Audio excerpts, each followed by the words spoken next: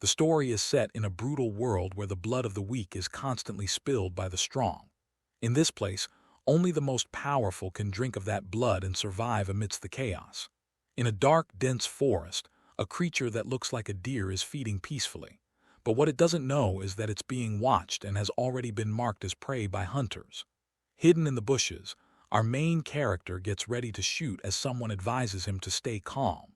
He then pulls the bow string back, with all his might, preparing for the perfect shot.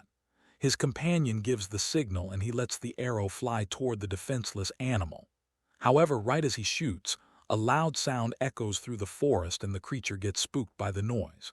In desperation, the older man shouts the protagonist's name, which is Johan. Johan appears with a sheepish grin, holding the broken bow, while his master chews him out for the failure. He tries to defend himself, saying the bow broke way too easily, but his master snaps back that he bought it just a week ago. The older hunter starts to tear up, complaining that Johan, as a noble, shouldn't be so fixated on being a hunter. He goes on saying the young man could have learned to use swords instead of a bow. Hearing the complaints, Johan stays silent for a moment, a serious expression on his face. Then he replies that being a swordsman doesn't pay the bills until you land a gig. The master agrees on the money issue, and the two decide to move to another spot to hunt. The MC reflects that he needs money to survive in this rotten, broken world. We find out his name is Johan, and that he was reincarnated into this world after an accident in his past life. Despite being reborn as a noble, he's at the bottom of the family totem pole and won't inherit a thing. Back in the present, his companion warns him as a pack of wild wolves appears in front of them. The wolves then charge furiously, baring their sharp teeth at the two hunters in the clearing. Without a second thought, the older hunter turns tail and flees in terror, leaving Johan behind. But the protagonist remains calm and begins to reflect on the nature of the world he's been reborn into. He understands that this place is a very realistic and grim representation of a cruel medieval era. The cruelty is so great that even those who have passed on don't seem to find rest in this desolate place. His companion wonders if the bodies are from their village, but Johan says it's impossible to know. The young man then states with certainty that in this world the weaker just pray for the strong to feed on. With that in mind, he clenches his fist, determined not to become one of those easy targets. To avoid that fate, he shouts with glowing eyes that the only thing he needs is a whole lot of money. He remembers that when he first arrived, he hoped for some special skill or a status window. But since none of that happened, he changed his main goal to one single thing: making bank. With cash, he could leave this territory and do whatever he wanted, like become a merchant or a farmer. While he's lost in his greedy thoughts, his master calls him over to see something he found nearby. The hunter shows him a rare medicinal herb called imp's grass, which is great for stopping bleeding. Without hesitation, Johan snatches the plant from his hand, thinking only of how expensive and valuable it must be. With a hilarious look on his face, he mentally thanks him for the cash, leaving his companion completely speechless. A moment later, Johan points to a small pouch on the ground, saying the master dropped something. He picks up the pouch, but the hunter says it isn't his and finds it strange since no one else goes this deep into the forest. Suddenly, the master looks shocked, his eyes wide as if he's realized something terrible. The two look up, startled as they hear a strange noise coming from the darkness of the forest. All of a sudden, a desperate voice echoes through the trees, screaming for help as it runs aimlessly. Hearing the screams and the growls of the wolves, Johan and his companion look toward the sound. Terrified, they then spot a little girl cornered up in a tree surrounded by the pack of furious wolves. The master recognizes her as Dell, Robert's daughter, and wonders what a child is doing so deep in the woods. The wolves seem bigger and more aggressive than usual, baring their teeth and snarling at the girl. Terrified, the hunter says they can't handle so many wolves on their own, and suggests falling back to get help, but Johan stops him from running and decides to move toward the danger, much to the older man's surprise. Joseph yells that it's dangerous since wolves are predators of humans, but the protagonist reassures him. The young man says he'll distract the pack so his companion can rescue the girl safely.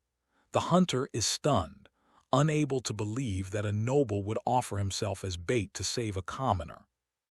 However, Johan has a sly grin on his face because he's realized this situation is a gold mine.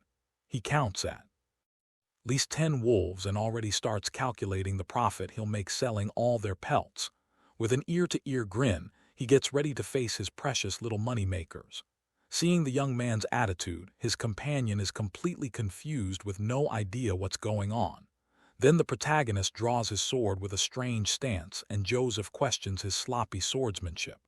Wasting no time, the beasts charge toward him, ready for the imminent attack. The young man moves in a blur of speed to intercept the animal's attack. He manages to block the first wolf with his sword, holding back the ferocious creature's charge. The beast bites down hard on the blade, trying to break it with its fangs. Unwilling to let go, it continues to put pressure on the sword with its jaw. To the protagonist's surprise, the sword shatters from the force of the wild wolf's bite before he can react. Another creature attacks him from the side, its mouth wide open, ready to bite. Amidst the chaos of the battle, the young man is surrounded by the wild beasts in a brutal scene. Joseph watches in horror and screams Johan's name in despair, fearing the worst. Meanwhile, somewhere else, events are unfolding in a very different way. In the Eight's territory, the noble family is conducting an inspection of Baltroden village with a large entourage. The poor dirty villagers bow their heads in fear. As the noble's procession passes by, an older man hugs a child, trying to shield her from the scene of oppression and misery all around. One of the concubines named Madame Eats complains about the full smell coming from the commoners gathered there. The family's eldest son, Philip Eights, observes the scene with a serious and indifferent expression. The lord of the territory, Jess, also complains about the stench of the place, calling it a miserable field. Philip informs his father that Johan isn't present and offers to send soldiers to find him. Jezenates explodes with fury upon learning of his youngest son's absence. During the important inspection, he yells that he doesn't care about Johan and that the boy can meet the same tragic end as his mother. With an expression of contempt, the lord of the territory continues to curse and belittle his absent son. Suddenly, Jezin halts his horse, noticing a huge pile of hay at the village entrance.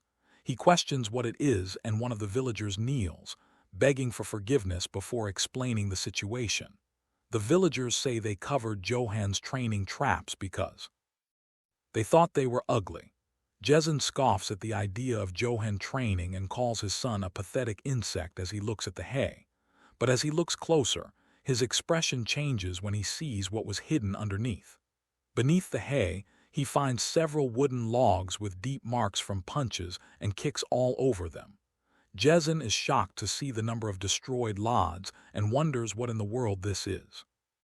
Back in the forest, Johan is down on the ground as the wolves surround him, biting him relentlessly. One of the beasts approaches to deliver the final blow but stops suddenly as if something is wrong. Then Johan grabs the wolf's jaw and says that fighting with swords isn't really his style. With incredible strength, he throws the creature far away, putting the other animals on alert. The protagonist grins and says that now he'll fight his own way, calling the wolves his little cash machines. He knows that in this world it's survival of the fittest, and to avoid becoming prey, he needs cash. And to get that cash, he needs something more. As the pack moves in for the attack, he then clenches his fist tightly, preparing to show his true combat ability. What he needs is overwhelming strength, capable of transcending the limits of an ordinary human being. Joseph watches the scene, completely shocked and unable to understand what's happening. With a direct punch, Johan lands a solid hit on a wolf's face, which barely has time to react. The impact is so powerful that it sends several other wolves flying through the air with extreme ease. The young man grabs another animal by the neck, displaying a terrifying and colossal physical strength. In a quick and brutal scene, he delivers a final decisive blow to the defenseless creature. The wolf's body falls lifeless to the ground to the astonishment of Joseph, who watches from a distance. The older hunter can't believe his eyes and wonders where that incredible strength comes from. Johan smiles amidst the bodies of the wolves, thinking about how much money he'll get for all those pelts. A memory shows that he had to accept from an early age that life in this new world wouldn't be easy. His older brothers constantly mistreated him, calling him a bastard and humiliating him for not having a mother. Because they held a higher rank, they tormented and beat him whenever they felt like showing off. Lying on the ground, young Johan realized just how cruel this world was and that no one would care about him. He then understood that the only person he could rely on to survive here was himself. With that in mind, he started thinking about what he would need to get by in this medieval world. Fortunately, the protagonist had a major advantage: the knowledge from his past life as a student. Because of this, his head held wisdom that people of that era couldn't even imagine. So he decided to use all this knowledge to his advantage, starting with high-intensity training. The boy also created a balanced diet with superfoods to the amazement of those who saw him eat. He also created an exercise regimen based on modern science and practiced martial arts up close. And so his continuous training piled up over many, many years of dedication. After all that time, an older and stronger Johan could shatter tree trunks with a single punch. His determined expression showed the results of all his effort as he continued to train. The force of his blows was so absurd that he could rip an entire tree out of the ground. With each training session, his body demonstrated even more overwhelming strength, and he felt renewed. Amidst the destroyed logs, he wondered if this strength was a blessing or a new challenge in his life. Back in the present in the forest, a growling sound echoes through the darkness after the intense battle. The protagonist breathes a sigh of relief, looking at his hand as he recovers from the fight against the beasts. He observes the wolves' bodies on the ground and concludes that this seems to be the last of the pack.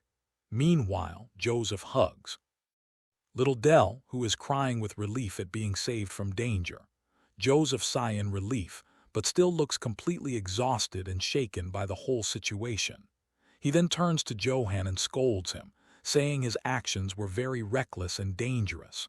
But right after, the hunter is moved and thanks the young man for saving the girl without a second thought. However, the protagonist is in his own world, imagining which wolf pelt will fetch the most cash.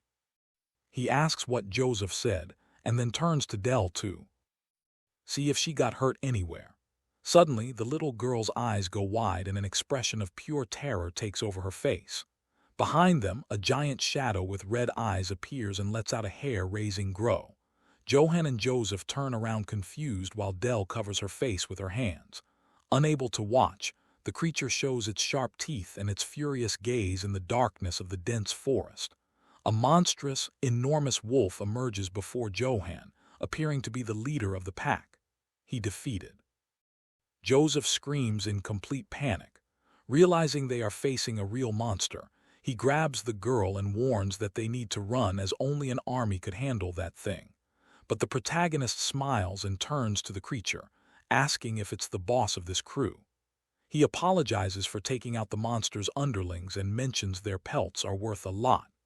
The giant beast stares at the young man with a look of pure hatred, its eyes glowing in intense red. Johan realizes the monster sees him as prey, and a confident smile appears on his face. The creature then opens its massive mouth and lets out a deafening roar that echoes throughout the forest. Unfazed, the protagonist charges toward the beast, saying, "It doesn't matter what it is."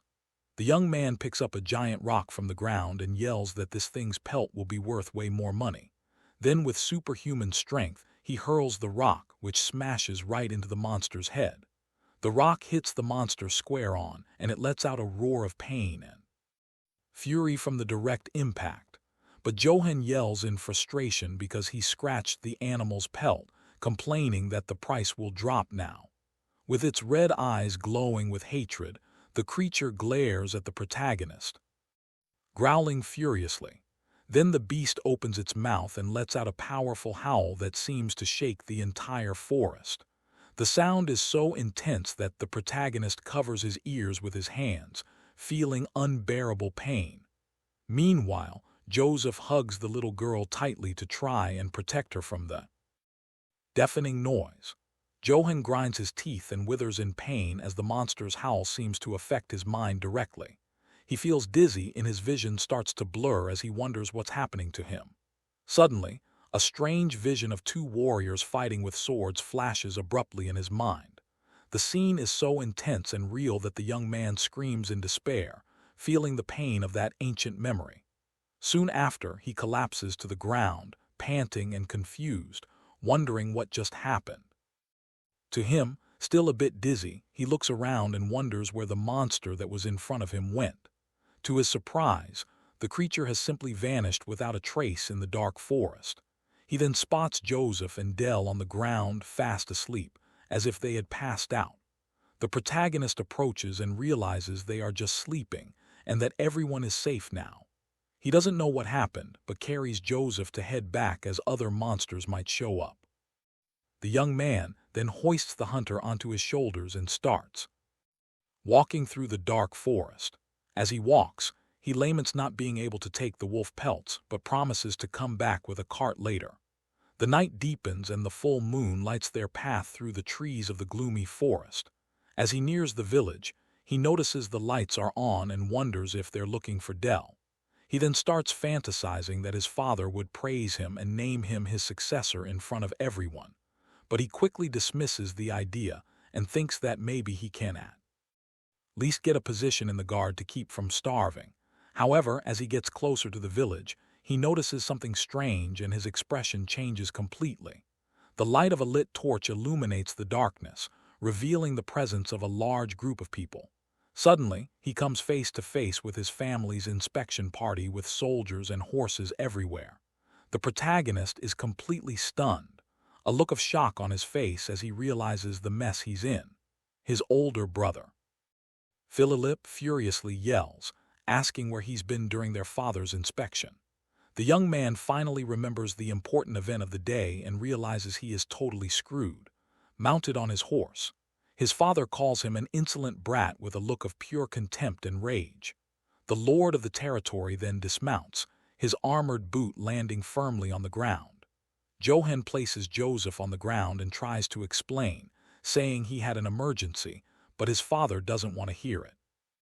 Jezin tells him to shut his mouth immediately while holding a huge, detailed axe in his hand.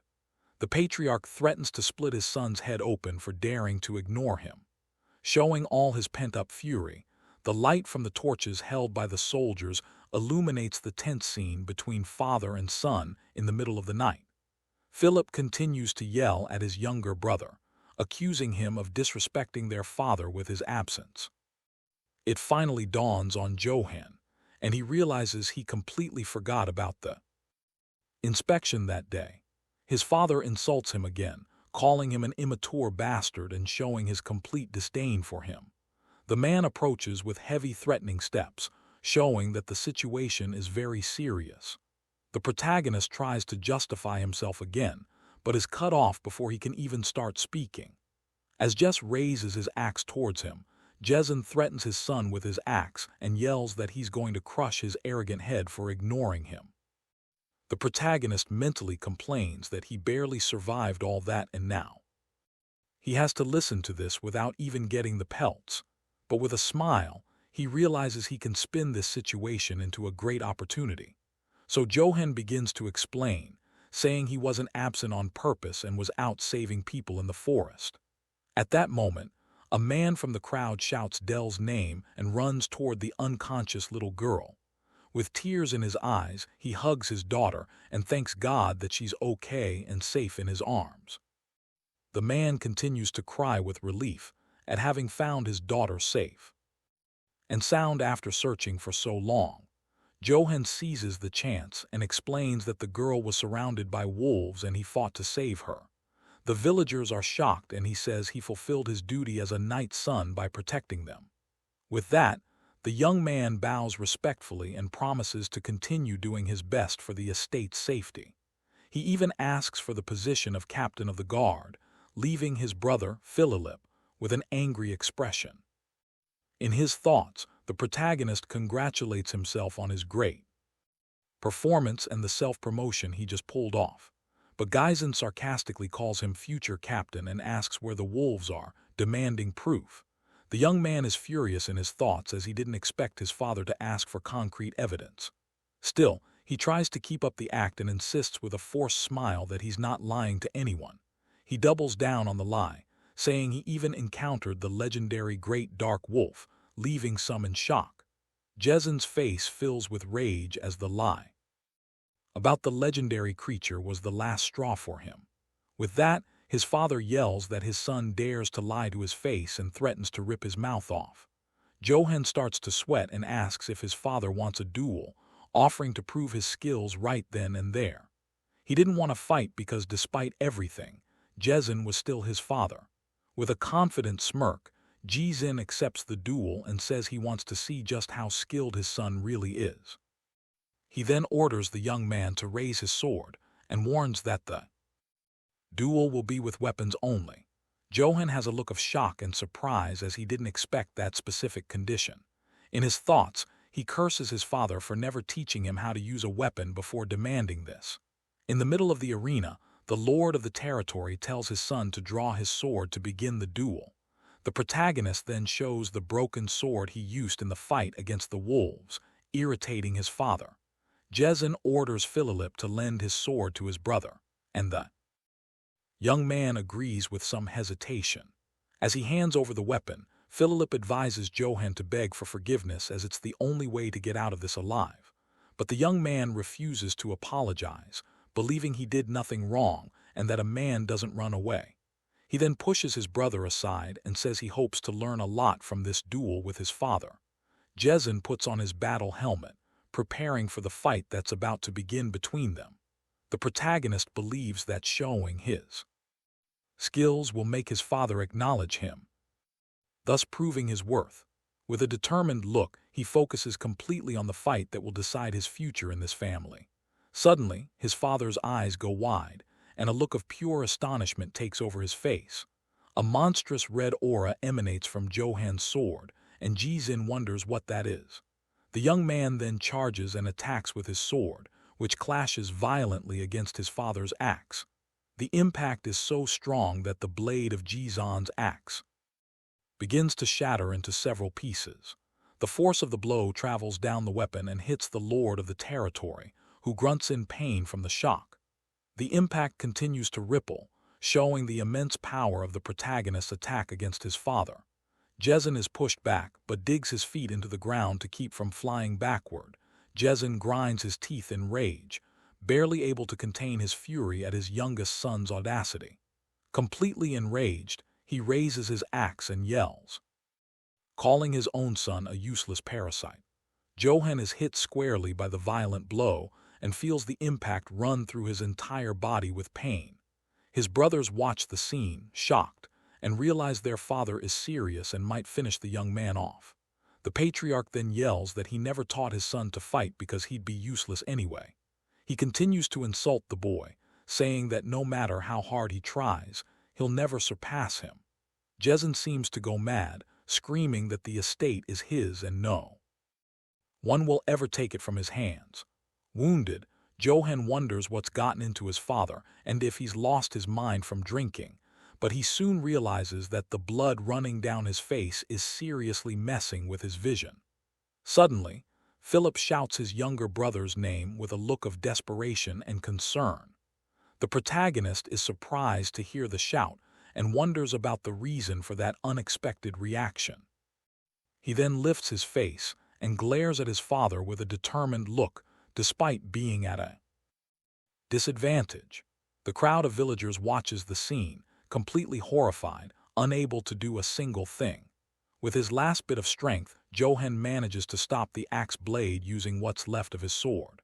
The pressure is immense and sparks fly everywhere as the two test their strength in the middle of the arena. But the young man's sword can't take it and breaks into pieces, leaving him completely disarmed.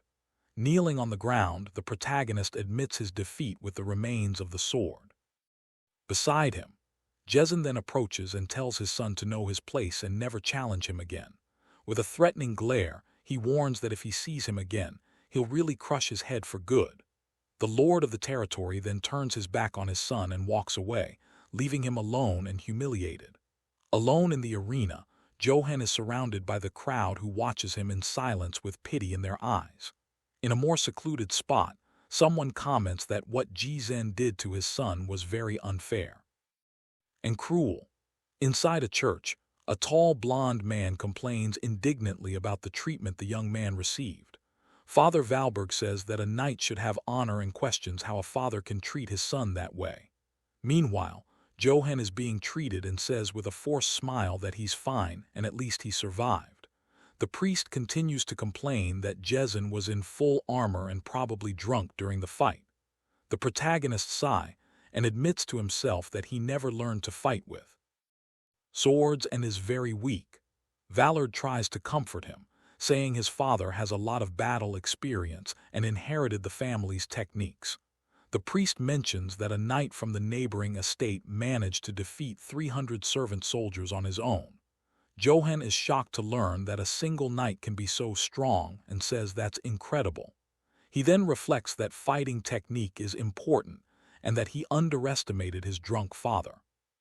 Father Valard hears the young man mention the black wolf and his expression changes to one of surprise and fear. He grabs Johan by the shoulders and asks if it's true that he saw the legendary creature in the forest. The protagonist confirms it and says that Joseph and Dell also saw the monster before they passed out. The priest is shocked and starts to pray, thanking God. While the young man doesn't understand a thing, Valberg then grabs an old book from the shelf to show something important to the curious young man. He opens the book and explains that for a long time, black wolves have been considered a great taboo in the region. The book shows an image of a wolf carrying a person's body in its mouth in a macabre scene. The priests believe these creatures are an omen of ruin and destruction for those who encounter them. According to old stories, black wolves always appear, bringing sorrow and loss to the people. Johan is silent for a moment as he processes the information about the black wolves and their meaning. He doesn't really believe it, but thinks the wolf was a warning about the fight with his father, and the priest agrees. The priest smiles and tells him not to worry, as the stories about the wolves are just old legends. He believes God is helping him because he's a good person who puts others first. The protagonist gives an awkward smile and wonders if he's really a good person like Father Valberg thinks. In his thoughts, he admits that all he really cares about is making a lot of money to live well.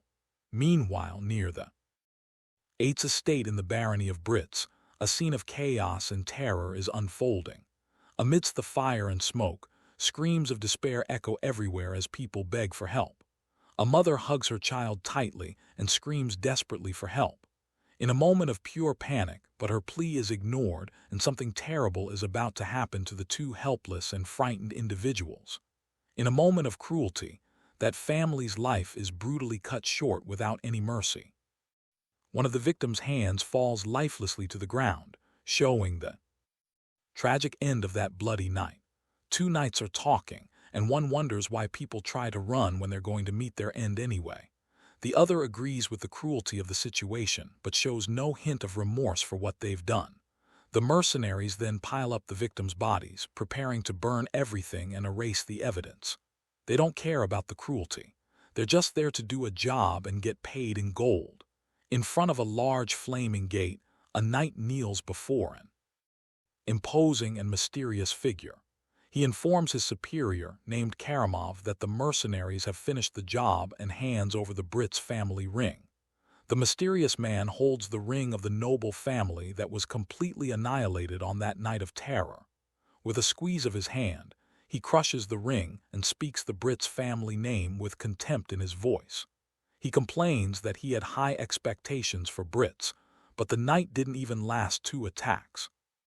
Karamov then introduces himself as the sword of the Holy Empire and the Emperor's representative. He says he is also the seal collector and will punish all corrupt nobles on His Majesty's orders. The mysterious warrior promises endless gold and honor to all who stand with the Emperor. With a gesture, he orders his men to advance and destroy everything in their path without mercy. His soldiers with red eyes and wolf shields smile and announce that the Eight's estate is next. Back in the protagonist's strange vision, the two warriors continue their intense and deadly battle. The mysterious knight blocks a blow with ease and glares at his opponent with a look of contempt.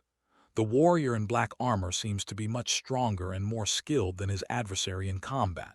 With a swift and precise movement, he manages to disarm his enemy, leaving him completely vulnerable. The opponent's sword flies through the air as the knight prepares for the final decisive blow.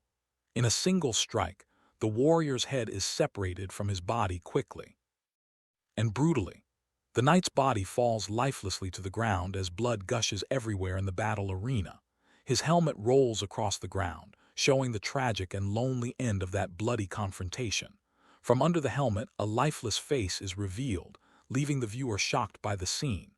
The camera zooms in and reveals that the defeated warrior was actually the protagonist of the story.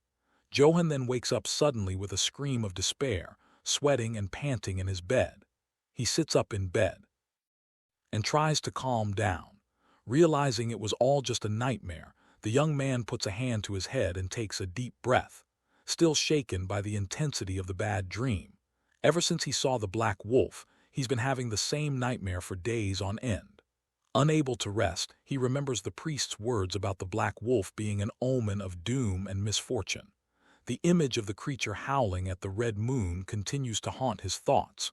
The young man tries to push these thoughts away, remembering the priest said it was just an old legend. He also remembers that the priests call the creature the sign of Demis, which makes him even more tense. The protagonist laughs at himself, saying it's not like he did anything bad to the wolf to deserve so much bad luck. He then remembers the scene where he smashed the monster's head with a giant rock and feels a little embarrassed. With a sheepish smile, he admits to himself that maybe he'd provoked the creature's wrath just a little bit. The young man then decides to put these useless thoughts aside and focus on his training to get stronger. On a hill with the sun setting, he begins his exercise routine with determination and focus. Suddenly, a voice calls him a useless brat and interrupts him during his heavy workout. At the end of the day, it's his older brothers who remind him of their father's words to keep a low profile and stay quiet. They continue to mock him, calling him cocky for still thinking he's strong, even after getting his butt kicked. The two accuse him of being all bark and no bite, saying that chopping wood won't make him any stronger.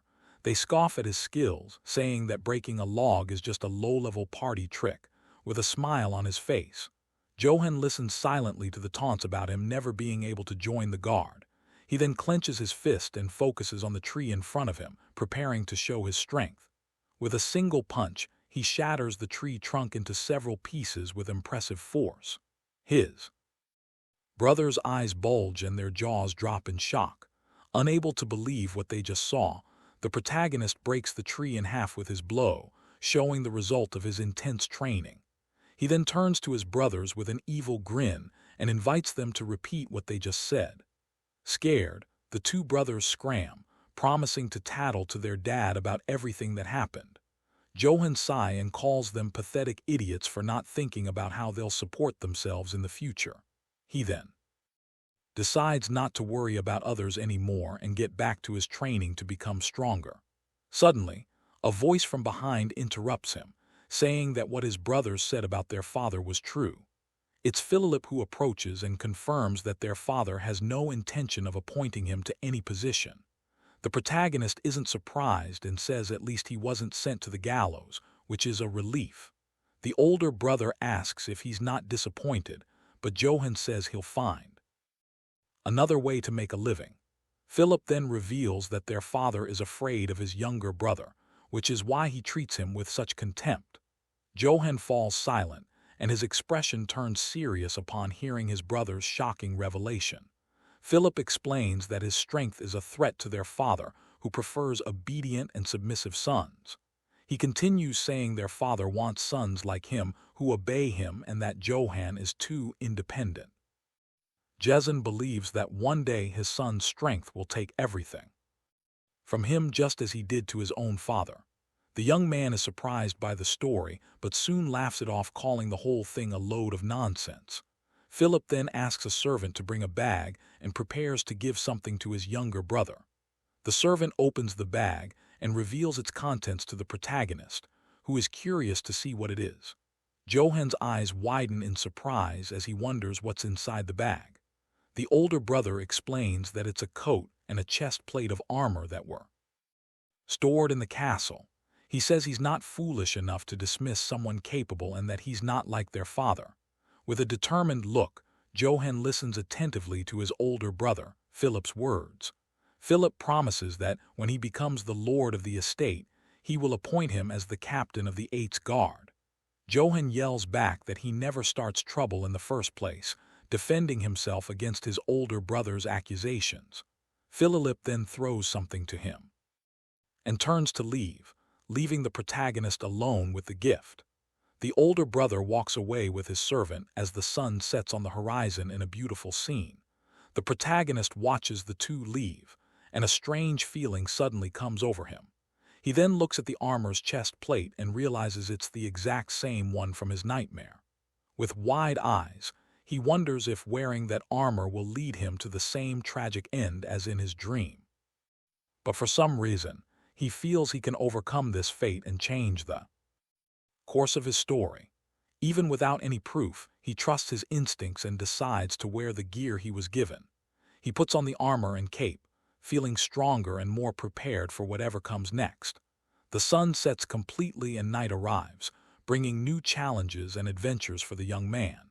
In a local tavern, the villagers chat excitedly about the recent events in the village. One man tells everyone that Johan is a purer and just hero who saved Dell and Joseph from the wolves. Others agree, saying he's far more noble than his father, who is a drunk and a womanizer. A man in a hood listens to the conversation and chuckles quietly while holding his mug of ale. Another villager grips his mug so tightly that it shatters as he agrees with the criticism of the Lord. Dell's father then announces that drinks are on him and that everyone can drink as much as they want. He raises his mug and toasts to young Johan, the just knight who saved his daughter from danger. One of the men asks the hooded stranger who he is, as he's never seen him around before. The mysterious figure comments sarcastically that the villagers aren't afraid to speak ill of their lord in front of a stranger. The two men get nervous and are left speechless, realizing the blunder they just made with the newcomer. With a sinister smile, the hooded man says their story is interesting and asks for more details. The two villagers are completely terrified by the threatening gaze of the mysterious figure in the tavern. He demands to know more about Johan 8. As the night deepens in Baltroden village with an air of tension, the protagonist walks through the village whistling happily and dreaming of his future as a captain. He imagines that when Philip becomes the lord, his golden path to glory will finally be open. Suddenly, he stops and looks to the side as if he noticed something strange in the middle of the street. He spots a drunk man passed out on the ground and thinks that a future captain can't just ignore a citizen. With a smile, he approaches to help and offers to take the man home. But as he touches the man, he feels something cold on his neck, and his expression changes to one of surprise. The supposed drunk is actually an assassin who attacks him by surprise with a dagger to his neck. The protagonist is shocked and frozen by the unexpected attack in the middle of the village street. A small wooden house in the distance seems to be the only refuge in the darkness of that dangerous night. With a quick move, Johan manages to break free from the attack and back away from the mysterious assassin. He wonders if the attack was his father's doing, but dismisses the idea as he would have come personally. He then thinks of his stepmother and Philip, but also doubts his brother would do something like this to him. The young man gets frustrated that he can't figure out who sent the assassin to finish him off. He turns to the hooded man and asks what he wants with a serious and determined expression. The protagonist offers everything he has in exchange for his life, but the assassin doesn't seem interested. The mysterious man replies coldly that he already has more than enough money for what he needs. Johan becomes desperate because if money isn't the motive, He has no idea what the assassin wants. The assassin then says he will ask young Johan a question and threatens him with his sharp dagger. He warns that if he doesn't like the answer, he won't hesitate to act. The man's dagger is stained with something dark and he presses it against the protagonist's neck. Johan gets nervous and wonders if the man will eliminate him if he answers the question incorrectly. He remembers a job interview from his past life and prepares to give the perfect answer. The assassin then gets ready to ask the question, and the young man musters the courage to listen and respond with a mysterious look from under his hood. The man leans in to ask his decisive question. He compliments the protagonist's physique and asks if he's really the son of that pig. Jessen is completely floored by the question and doesn't know how to react to such a strange inquiry. He grinds his teeth in anger and wonders what he should say to save his life in that moment. Very nervously, he replies that sometimes a lion can be born from a line of pigs. The assassin is silent for a moment, making the protagonist even more tense about the situation. Johan wonders if he gave the wrong answer and if his fate is already sealed because of it. Suddenly, the hooded man starts laughing loudly and creepily, leaving the young man confused. The assassin says he liked the answer but refuses to let him go, making him desperate. With a sinister smile, he says that from this moment on, Johan belongs to him and no one else. The protagonist is in shock, unable to understand what the mysterious man means by those words. We find out the assassin's name is Kajal, the poison master of the Nisso's guild and the greatest assassin in the empire. He perfected his swordsmanship through countless missions and became known as the venomous serpent. However, Kajal had a serious problem. He couldn't find a successor to inherit his techniques. He searched everywhere but only found useless insects who could never truly succeed him. Some even showed potential but were too attached to honor and refused to become assassins. One knight refused to learn the techniques, saying he'd rather meet his end right there than stain his honor. Without hesitation, Kajal granted the man's wish and eliminated him without any mercy. In the middle of the arena, more than 30 heirs of knightly families met the same end at the hands of the master assassin. Impatient, he visited the empire's witch in search of a solution to his succession problem. The witch said that the disciple he was looking for was in a small, forgotten rural territory. She revealed that he was one of the sons of the drunk and womanizing lord of Eight's castle. Kajal doubted his successor would be in such a miserable place where one coin could buy half the land. Witch laughed and said she would return his money if her prophecy didn't come true as promised. The assassin accepted the bet as he knew you couldn't just take money from a witch. He decided to believe her because he had already wasted too much time and had nowhere else to look. But even upon arriving at the Eight's estate, doubt about the prophecy still tormented him. He decided that if he didn't like the boy, he would eliminate him on the spot without a second thought. Back in the present, Kajal says he has no more time to waste and that Johan will be his successor. He gives the young man the choice to learn his swordsmanship or meet his end right there at his hands. The protagonist is shocked by the unexpected proposal and doesn't know how to react to the situation. In a moment of desperation and confusion, he shouts and asks how much he needs to pay to learn. Kajal gets irritated and yells back that he's not accepting money for the swordsmanship lesson. Johan's eyes start glittering with greed when he realizes he's about to get free lessons from a master. With his eyes shining, the young man says he's waited his whole life for someone like the master assassin. Kajal then warns him that his swordsmanship is that of an assassin, not an honorable knight. He warns that learning his techniques will mark him as a disgrace to his family for the rest of his life. But Johan yells that he doesn't care about honor or shame and begs the man to teach him. The assassin accepts, saying he's never met a brat like this in his entire life of searching. The protagonist then remembers something and asks his new master about an important detail. With eyes glittering for money, he asks if he'll get an allowance if he learns the lessons well. Kajal stares at the young man with a serious expression, thinking that this kid really is different from all the others. At Eight's castle, the lord of the territory prepares to leave on his horse with a few guards. He announces that the inspection is over and that he'll be gone for a while, leaving his wife and eldest son. Philip says his goodbyes and states that he'll take care of the castle while his father is away on business. Johan's stepmother says that no matter how much her stepson fights, the castle will one day be hers, but Philip cuts her off, saying the next lord of the castle will be him and no one else in his family. Jezin complains that he's tired of their bickering and tells them to do whatever they want. The eldest son then reminds him that Johan still hasn't returned and asks what they should do. The lord grinds his teeth in anger just hearing the name of the youngest son who defied him. Philip is afraid of his father's reaction, but maintains his composure and waits for a clear answer. Jezin then says not to waste time on that brat because his life doesn't matter to him. The eldest son agrees and apologizes to his father, showing his obedience and submission.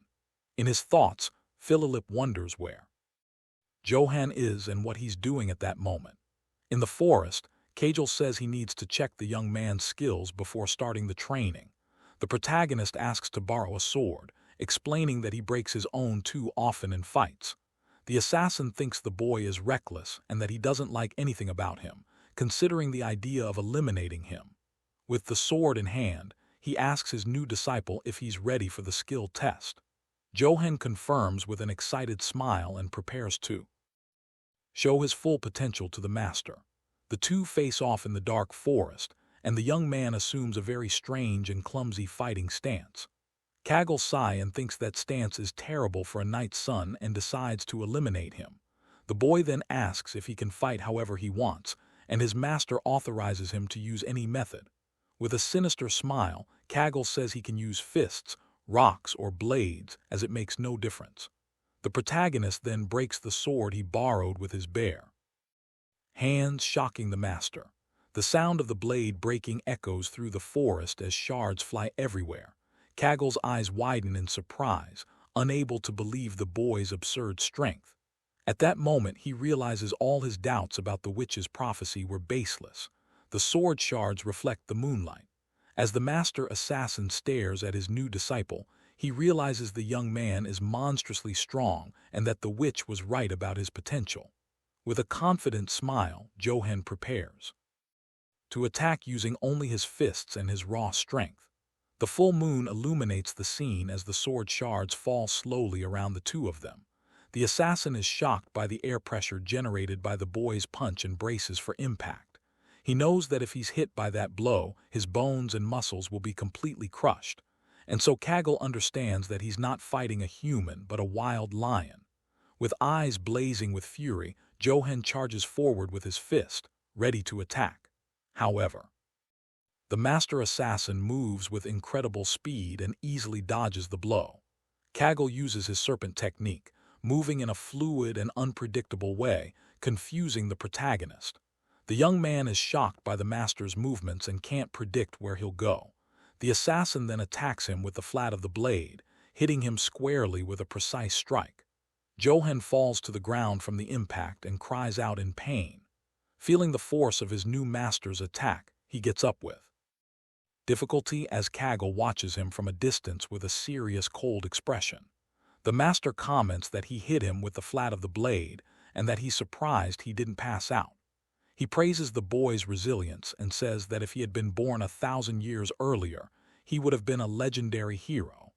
The assassin then warns him of a critical weakness that could cost him his life in the future. With a serious look, he warns that if the young man doesn't fix this flaw, he will certainly meet his end. Johan is shocked by the revelation and wonders what his master means by that warning. Kaggle explains that the protagonist can't control his strength and that it will be his undoing one day. The young man doubts the claim, saying it's not like he's attacking himself with his own strength. The master then shows a set of daggers and prepares for a new challenge for his disciple. He takes his sword and challenges the boy to attack him again with all his strength and power. With a challenging look, he promises that if the young manages to break his sword instead of his own, the protagonist's eyes glitter with greed at the word gold, and his expression changes instantly. He accepts the challenge on the spot and runs toward the master, yelling for him to keep his promise. The young man then prepares to attack using a tree as an improvised weapon. The clash between the two weapons is violent and sparks fly everywhere from the force of the impact. The protagonist feels the recoil of the blow and grinds his teeth against the force his master is using. Something trickles from his eye, and he realizes the impact of the fight is taking a toll on his body. The young man remembers his fight with his father and realizes the situation is very similar to before. Kaggle then says the boy lost to his own strength and that he needs to learn to control it. He warns him that if he doesn't learn to control his power, he will meet a tragic and inevitable end. The master throws a blade fragment that embeds itself in the disciple's armor as a test of skill. With a determined look, Johan understands that he needs to learn to control his strength to survive. Kaggle observes him and says that when he learns to control his power, incredible things will be possible. With the sword's sheath, the master delivers a quick and precise blow to the protagonist's armor. The young man barely has time to react, and the sheath cuts through the armor as if it were a sharp blade. He is shocked to realize his master managed to cut his armor with just the sheath. The assassin explains that when you have control of your force, you can cut anything, even without a blade. With a sinister smile, he says he can hardly imagine how powerful the boy will become. The master then says that's enough talk and it's time to begin the real training. He warns that it will be difficult and that the young man might not even survive the learning process. With a threatening look, he asks if the disciple is ready for the challenge ahead. Johan confirms with a confident smile, saying he's more than ready for the training. At 8 Castle, life goes on as usual while the protagonist begins his training journey. Another young man in a cloak walks through the village, observing the residents and the local activity. Tired and bruised, Johan continues his intense training with his new assassin master. He thinks he's learning to hold back, but he still finds it very difficult to control his strength. Suddenly, he looks to the side and sees something that catches his attention in the middle of the castle courtyard. He spots a group of elven soldiers with armor and shields standing in front of a gate. The protagonist approaches and asks who they are, but one of the guards stops him from passing. Johan gets annoyed and questions the guard's authority to give him orders in this place. With a confident smirk, the soldier prepares to reveal his identity and that of his group. He says they are the Wolves of Akitnan, the mercenary guild directly linked to His Majesty. The protagonist gets excited to hear they're mercenaries and asks about the pay. The soldiers laugh and say they earn 2 gold coins per job, which is much more than a captain makes. They also say that what matters is skill, not the size of your muscles. To be a good mercenary, Johan's eyes glitter with greed as he thinks about the money and considers a career change. A mysterious man in golden armor observes the young man's interaction with the mercenaries from afar. The imposing figure approaches the protagonist with firm steps and an intimidating presence. Johan's eye reflects the image of the mysterious warrior, and he feels a shiver down his spine. A strange feeling comes over him, and his hand instinctively goes to the hilt of his sword. He prepares to draw the weapon as if facing a deadly and powerful enemy. The young man is confused and wonders why he's reacting this way to the mysterious man. One of the elven knights yells at him for daring to draw his sword in front of Lord Karamav, but the mysterious figure stops him and says it's all right. Mounted on a white horse in golden armor, Karamov stares at the young man with an intimidating gaze. With his glowing red eyes, he asks who the boy is who dared to challenge him with a sword. Johan starts to sweat and gets nervous in the imposing presence of the mysterious knight.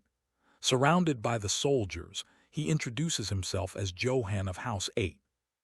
Trying to stay calm, the warrior in golden armor raises a hand to his helmet, preparing to reveal his true identity. He then removes his helm and shows his face to the protagonist, who stares at him with fear and curiosity. The man introduces himself as Karamov, a knight of the Holy Empire's Imperial Guard. Johan realizes his reaction was instinctive and that he put his hand on his sword without even thinking. He's never felt anything like it. not when he saw the Black Wolf or when his father tried to eliminate him. Karamov's killing intent is so suffocating that the young man feels completely paralyzed. With fear, it's as if he's a helpless rabbit facing a relentless and very powerful predator. He feels like prey before a top hunter, and sweat drips down his face with a cold, authoritative voice. The elven knight tells the protagonist to get out of his way immediately.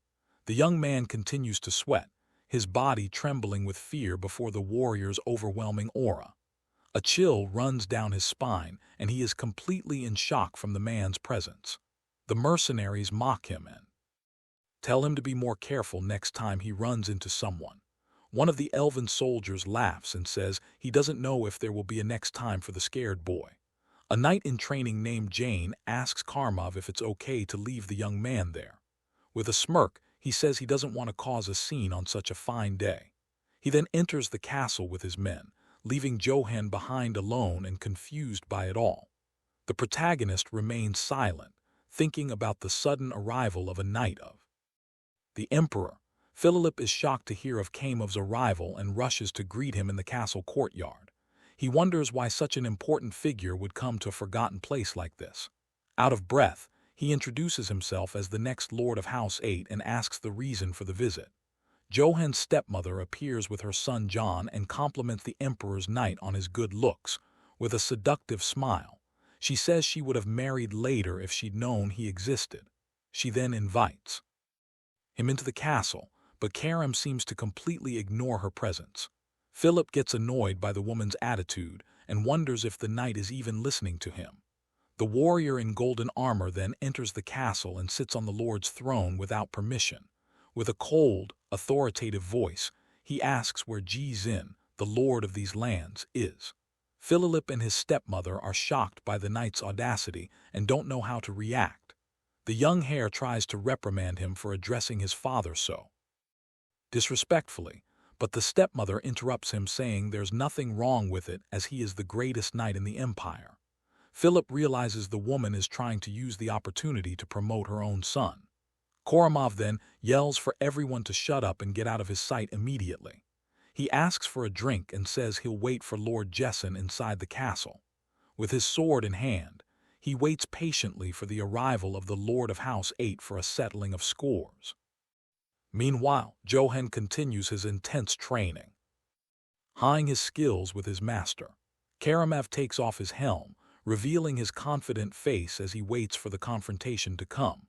The two warriors seem to be on a collision course and their fates will cross soon. During training, Kaggle yells at his disciple to focus and not get distracted. The young man grinds his teeth in pain as he tries to dodge his master's swift and precise attacks. A small cut appears on his neck, showing he couldn't dodge the blow in time. The assassin warns him that if the daggers had been poisoned, he would already be lifeless. The protagonist apologizes and says something feels off as knights of the Emperor have arrived in the village. He finds it strange that outside knights are controlling the entrance to the castle that belongs to his family. With a serious expression, he says it makes no sense for them to close the gates and control access. Kaggle asks what he can do about it, even if the situation is suspicious and strange. The master explains that Karamov is the strongest warrior on the continent and the central power of the empire. Johan is surprised and asks if the elven knight is stronger than his assassin master. The assassin is silent for a moment, a serious and thoughtful expression on his face. He then admits that if he had to face Karamov, he would run without a second thought. The protagonist says, "You only know the outcome of a fight after it's over," but gets a smack from his master. Kaggle yells at him to know his place, saying he can barely control his own strength. He calls him a brat who doesn't even know the basics of swordsmanship and has no chance against the knight. But with a determined look, the young man says he will train and prepare for whatever comes. The master sighs and accepts his stubborn disciple's challenge, telling him to get back to training. The two then begin to train intensely, the clash of their blades echoing through the forest. Kaggle attacks him repeatedly, yelling for him to keep trying without giving up on the training. The young man gives his all to keep up with his master's movements and learn his techniques. Kaggle continues to pressure him with fast and precise attacks, testing his disciple's limits. With a furious expression, the master yells for the young man to keep trying without stopping to rest. The protagonist wonders why he can't hit his master even with all his raw strength. He complains that he can't even cut the sword's sheath and feels frustrated with his lack of skill. The assassin then teaches him about the flow of force and how to concentrate it at the tip of the sword for a strike. He tells the young man not to swing the weapon blindly, but to transfer the force to the blade's tip. As time and training go on, Johan begins to understand what it means to control his strength. Kaggle notices that the sound of the boy's sword is getting sharper and is surprised by his progress. The training continues intensely, and the two exchange blows in a deadly dance in the dark forest.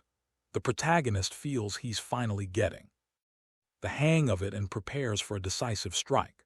With the right amount of force, he concentrates all his energy at the tip of the sword for the attack.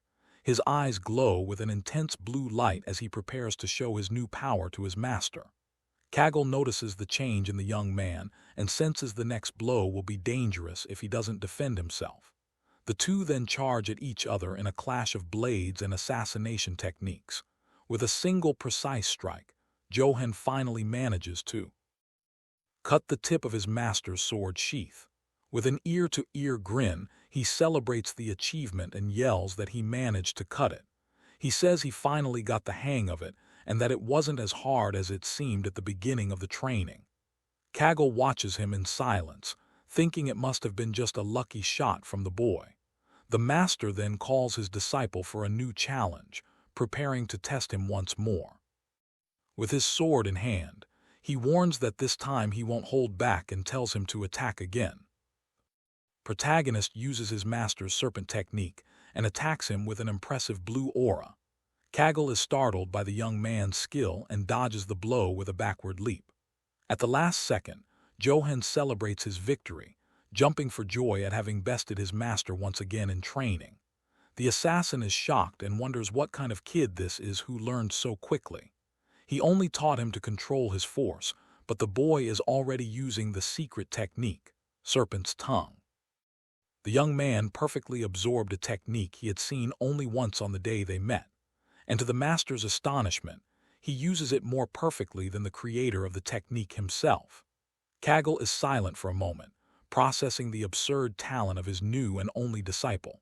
His experience tells him that unless a miracle happens, he will no longer be able to defeat this boy. The master of the Empire's strongest guild sighs and mutters that his disciple is a total monster. Meanwhile, the protagonist happily celebrates having learned the technique and secured his livelihood. Kaggle then announces that his teachings are over and that he will leave the forest at dawn. The young man is surprised and asks if it's already over, as he's barely gotten the hang of using the sword. The master reluctantly admits that his disciple has already become stronger than him in less than a week. He says he is satisfied that his swordsmanship won't disappear and tells the boy to live as he wishes. The assassin says his goodbyes and tells the young man he worked hard to reach this level of power. The protagonist asks if he's really leaving, and the master confirms, saying he never stays in one place for long. Around the campfire, Kaggle says it's not because he's an assassin, but because of his nature. The boy then asks if he knows anything about sinister omens like the black wolf he encountered. He tells him about the encounter with the creature and about the recurring nightmare where he loses his head. The protagonist says that when the master appeared, he thought he was the omen of his decease. Kaggle replies that bad luck has no fixed form and that if he had eliminated him, that would have been the sign. Around the campfire, the assassin prepares to give some advice to his disciple before leaving. He advises him to find a weapon suitable for his strength, like one made of Danny's steel. This steel is a legendary magic-infused metal that can only be found in ancient ruins. Since its forging method was lost, weapons made from it are extremely rare and valuable. The young man asks if it's expensive, and his master says he couldn't afford it even if he saved his whole life. Johan doesn't understand the recommendation, but the master says he just wanted to show him his pathetic situation. Kaggle then advises him to run if he sees someone using a Danny's steel weapon, even from a distance. The young man agrees and says he'll keep that advice in mind so as not to underestimate his opponents. The assassin then gets up and prepares to leave, leaving the protagonist alone in the forest. He gives one last piece of advice to the boy, telling him not to fight opponents he can't beat. If a fight is unavoidable, the master says to use any means necessary to win without fail. With a serious look, the young man listens to his master's words and commits them to memory. Kaggle then says farewell with one last request that his only disciple does not meet his end. The assassin's main lesson is for the boy to run if it's dangerous and eliminate if he can't avoid it. With his hands clasped, Johan promises to remember his master's words and survive at all costs. Meanwhile, at Eight's castle, the night continues with an atmosphere of tension and mystery in the air. A woman asks Karam if the drink is to his liking while he sits on the throne. The overnight complains about the taste and throws the goblet away, shattering it against the wall. Karamov says the only drink better than that is in Lord Jizan's chambers and laments the situation. Johan's stepmother invites him to a cozier room, but he completely ignores her. With a seductive smile, she insists, saying the Lord's room is very comfortable and he won't regret it. She suggests the two could have a wonderful time together, but the knight doesn't seem interested. With a cold, sharp voice, he tells the woman to disappear from his sight and leave him alone. The stepmother is shocked by the rejection and tries to justify herself, saying they don't have much time. Karamov informs her that Lord Jizan will arrive late at night, and his eyes glow with a red light. With a sinister smile, he says he was getting tired of waiting and is going to have some fun. The oven knight then reveals his true intentions and prepares for the entertainment known as slaughter.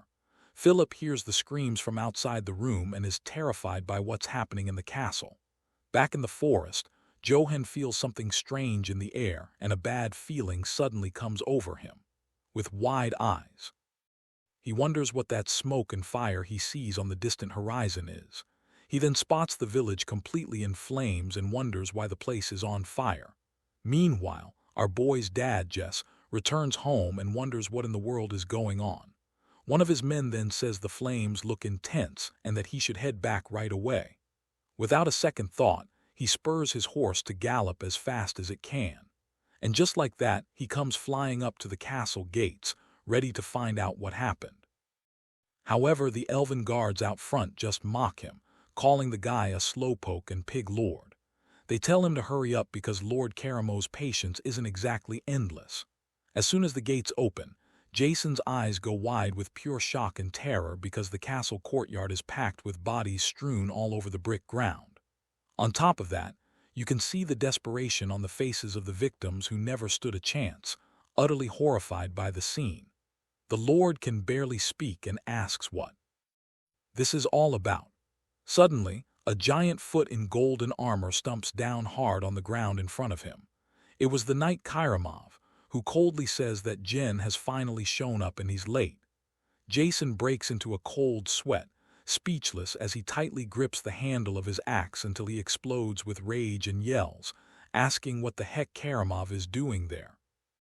The knight then accuses Jess of plotting an attack and treason against the emperor, and because of that he declares that the E family will be completely wiped out.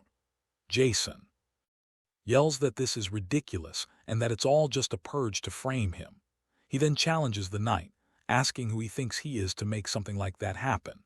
Unfazed, Karmov simply ignores him and gives an order to sound the trumpet, and then he orders them to recover the family seal and purge the entire territory. With the order given, the army of elves charges forward to wipe the territory off the map. Right after, the entire village begins to catch fire in a scene of pure destruction.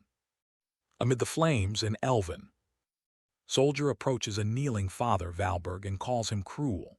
Then the soldier questions him about the Lord's illegitimate son and threatens to end his life.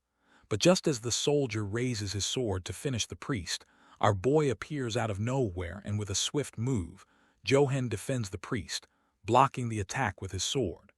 Father Valberg is in shock with the soldier's sword just inches from his neck, and as he looks up, he recognizes our hero, who also calls him by name. Johan then asks, "What's going on?" and the priest says the Emperor's army has gone nuts. He also adds that Lord Jason has likely already met the same tragic fate. Our protagonist is completely floored by the news that even his father might be gone. Meanwhile, the flames continue to consume the village's wooden houses. Vallard says they want to burn everything, and Jones says they need to get to the castle fast. Suddenly, our boy hears a familiar voice and stops in his tracks to look around, and walking a bit further, he finds a child on the ground calling his name through her tears. He gets closer and asks if she's Dell, the little girl he saved from the wolves. Relieved that she's safe, Johan says it's dangerous and tells her to get out of there quickly. However, in that same instant, his eyes widen as he notices something awful behind the girl. Dell's father was hit by an arrow while protecting his daughter, and she screams for him. Our protagonist is then frozen with shock and fury at the sight of that scene. Our hero then remembers Dell's father, a simple man who just wanted to protect his daughter, and now he sees the tragic result of that cowardly attack on the village. On top of that, he remembers another family that lived happily and peacefully in the village, but that peace was shattered, and they all met a tragic and violent end. He also recalls the men who were toasting in the tavern celebrating life, but now their bodies lie lifeless on the ground. Seeing all of this, our protagonist clenches his teeth, feeling the rage build inside him, and upon seeing Dell's small hand on her father, he makes a crucial decision. He then turns to the girl and asks her to stay with Father Balbert for safety. Right after, our hero stands up and starts walking into the middle of the chaos. The priest then yells desperately, telling him he can't go and that he needs to get out of there, but our protagonist stops walking and completely ignores the priest's warning. He then raises his head and sees something awful on a standard stuck in the ground.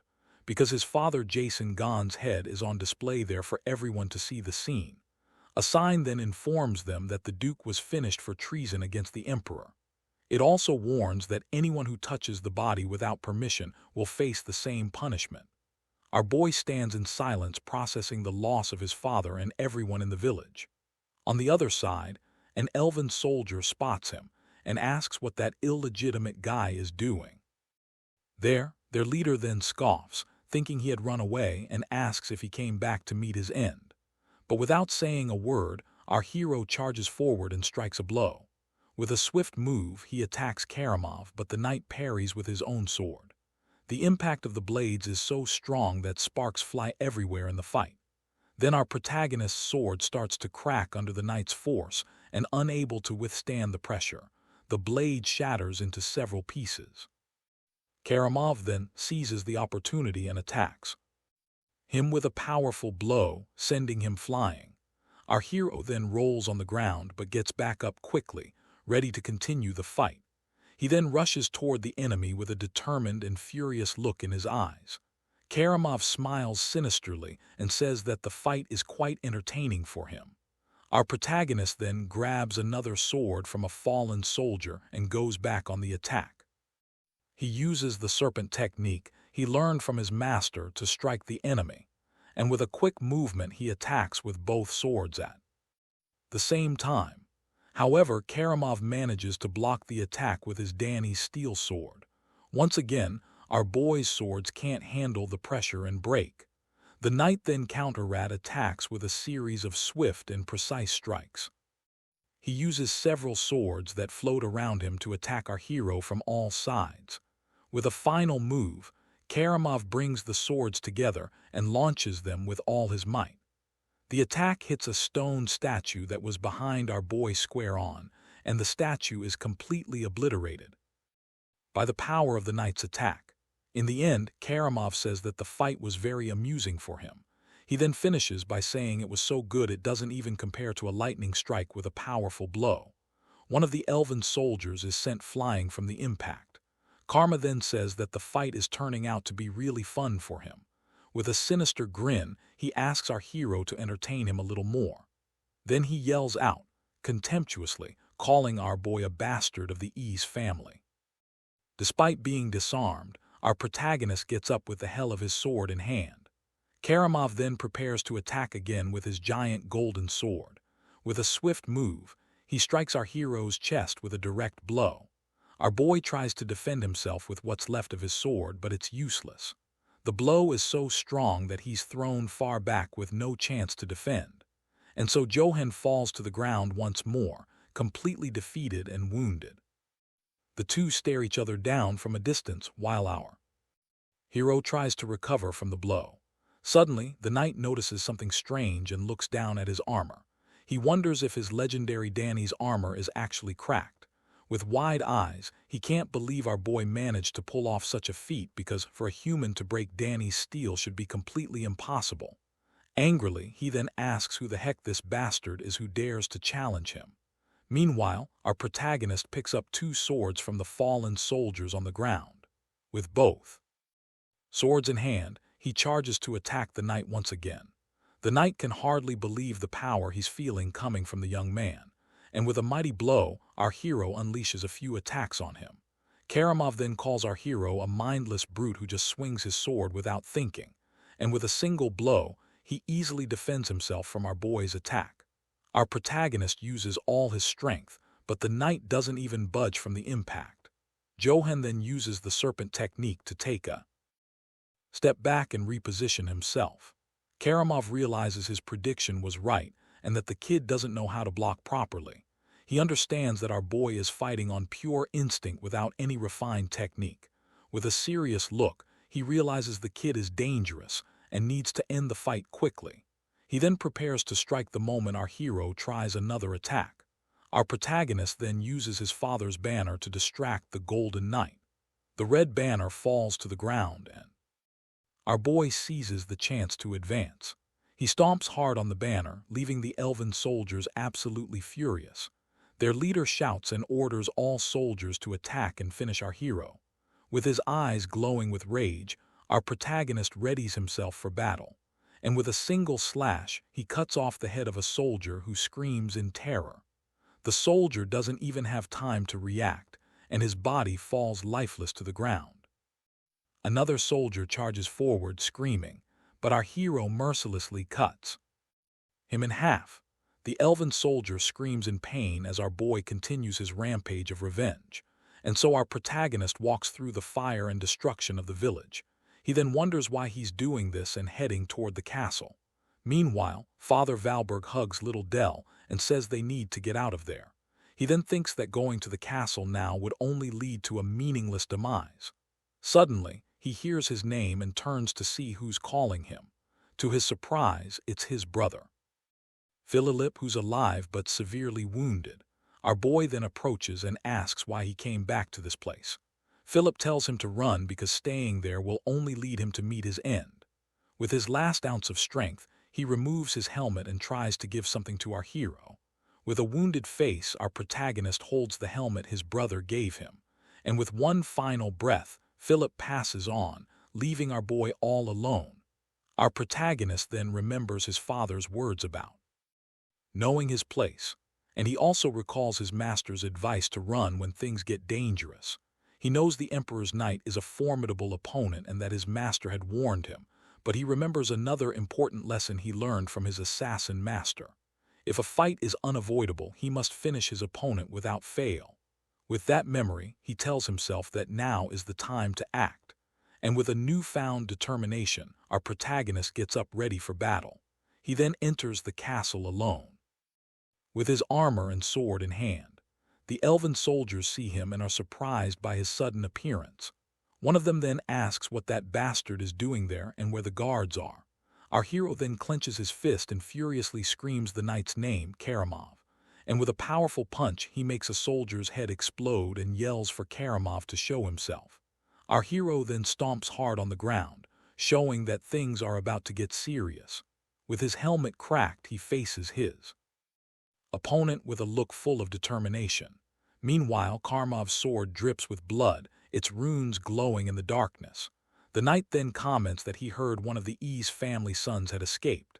He then recalls that it was Johan's, the same one who faced him in front of the castle, but our boy says he's not in the mood for a proper introduction with the guy.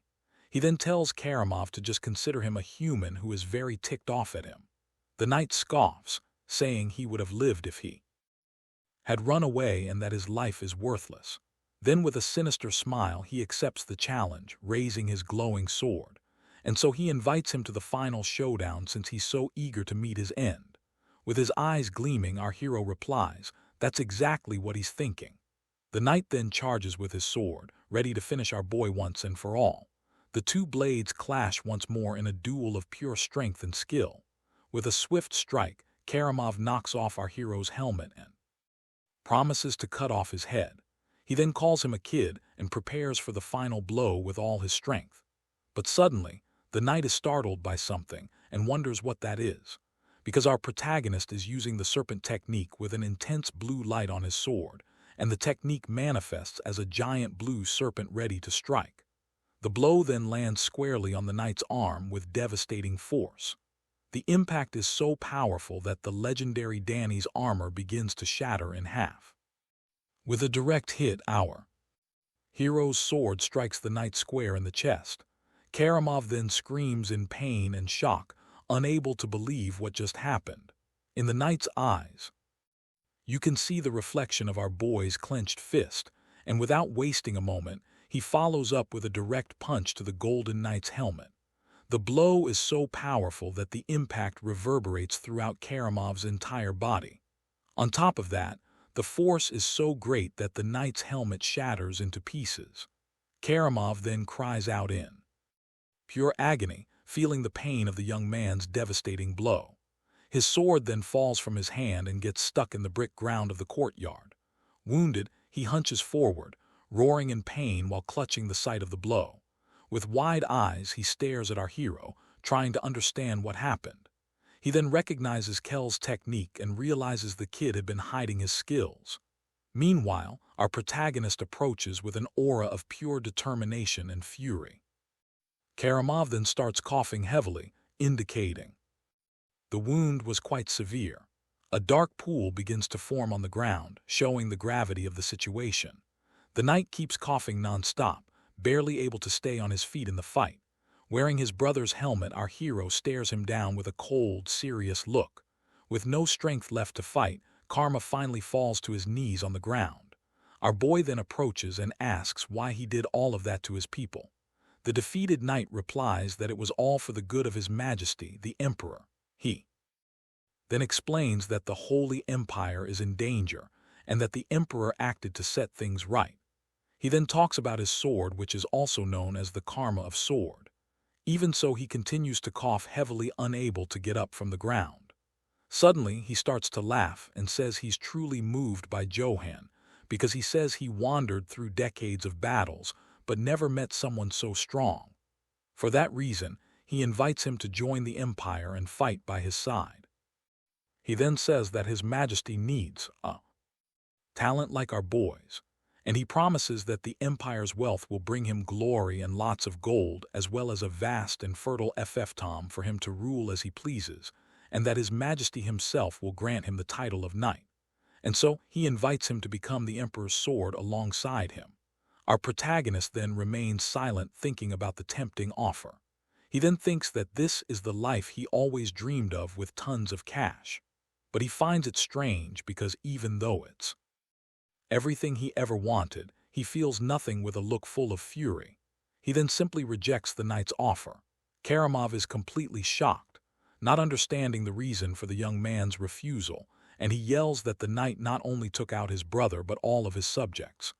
The knight then asks with disdain if he's talking about the commoners, and he can't believe our boy is turning down the offer just because of them.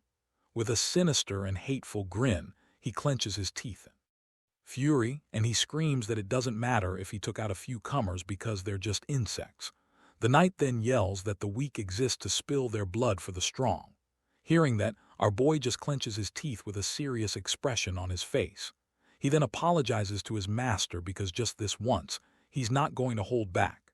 And so, with all his strength, our protagonist charges forward for the final blow without hesitation. The punch lands square on the knight's helmet, shatters from the force of the impact. With a clenched fist, our boy shows all of his determination in that decisive blow, and in the darkness, the shards of the helmet fly in every direction. The knight can't take the hit and his hand falls lifelessly onto the brick ground. Our hero's hand is also badly injured, but victory has been secured. And so, our protagonist stands before the fallen body of the Golden Knight. Our boy then turns his face with a weary expression after everything that went down, but the knight still has the strength to speak and calls him a fool for not accepting the offer. He then warns that now there's no turning back after what our hero has done because our boy broke the Emperor's sword by defeating his best knight. And because of that, his life from now on will be filled with pure agony and suffering. Even so, our protagonist faces him with a serious and fearless gaze. And with his last words, the knight's finger goes limp and he finally passes on. His body then lies lifeless on the courtyard ground amidst the destruction and fire. To survive in this world, he had lived thinking only about money and nothing else. But now, with a red liquid dripping from his fist, we see that he has found a new purpose. He then reflects that those scoundrels wiped out everyone in his territory and burned it all down. And even if the world turns against him, our boy simply did what had to be done. So even if everyone curses him for it, he will never regret his decision, because he feels that this is his new journey and the beginning of a new path too.